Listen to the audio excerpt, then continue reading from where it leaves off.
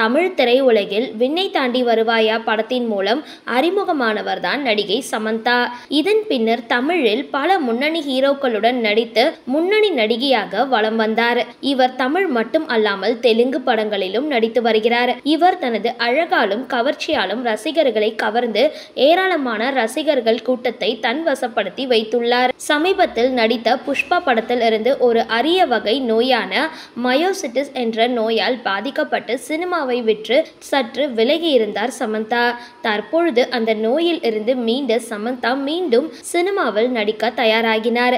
இந்த நிலையில் அவரின் உடல்நிலை குறித்து சமூக வலைதளங்களில் அவர் பேசியுள்ளார். குஷி படத்தை முடித்துவிட்டு சிட்டாட்டல் தொடரின் படப்பிடிப்பில் பங்கேற்ற பொழுது படத்தில் நிறைய கடினமான காட்சிகளை நடிக்க வேண்டி இருந்ததால் மூளையில் அதிர்ச்சி ஏற்பட்டு மயக்கம் அடைந்து விழுந்ததாக அவர் கூறினார். இந்த வீடியோ பிடிச்சிருந்தால் லைக் பண்ணுங்க, ஷேர் பண்ணுங்க. மேலும் இது மாதிரி வீடியோஸ்லாம் தெரிஞ்சுக்க மறக்காம யோகி டாக்ஸ் சேனலை சப்ஸ்கிரைப் பண்ணுங்க.